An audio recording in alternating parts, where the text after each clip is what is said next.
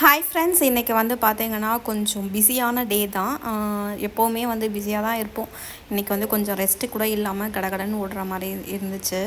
So அதனால தான் வந்து வீடியோ வந்து டைமுக்கு கூட போஸ்ட் பண்ண முடியல. ஸோ காலையில் வந்து பசங்களுக்கு ராகி தோசை, அதுக்கப்புறமா தேங்காய் வச்சு காஞ்ச மிளகா சட்னி வந்து அரைச்சி கொடுத்துட்டேன்.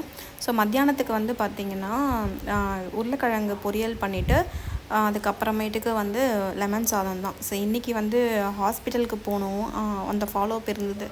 ஸோ கொஞ்சம் சேஞ்சஸ்லாம் இருந்தது. அதனால் சரி டாக்டரை போய் கன்சல்ட் பண்ணிவிட்டு வந்துடுவோம் அப்படின்ட்டு. ஸோ ஸ்கேனிங்கும் வந்து பண்ணிவிட்டு வந்துட்டேன். ஸோ ஓவராலாக சரி எதாக இருந்தாலும் பார்த்துக்கலாம் அப்படின்னு கொஞ்சம் தைரியம் வந்துடுச்சு. ஸோ ஹஸ்பண்ட் தான் வந்து கூட்டிகிட்டு போயிட்டு மறுபடியும் வந்து பசங்களை பார்க்கணும் இல்லையா. ஸோ பசங்களை வந்து என்னென்னா பஸ்ஸில் வந்து கூட்டிகிட்டு போகணுன்ற மாதிரி சொல்லியிருப்பேன்.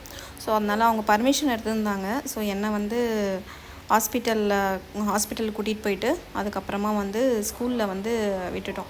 ஸோ இந்த ஏரியாவை பார்த்தாலே எனக்கு ஊர் ஞாபகம் வருது. அதனால் அடிக்கடிக்கு வந்து இந்த ஸ்கூல் ஏரியாவை பார்க்குறப்ப ரொம்ப வந்து மனசுக்கு கொஞ்சம் சந்தோஷமாக இருக்கிறதுனால வரணும் போல் தோணிகிட்டு இருந்ததுங்க. ஸோ அதனால் கூடயே வந்துட்டேன்.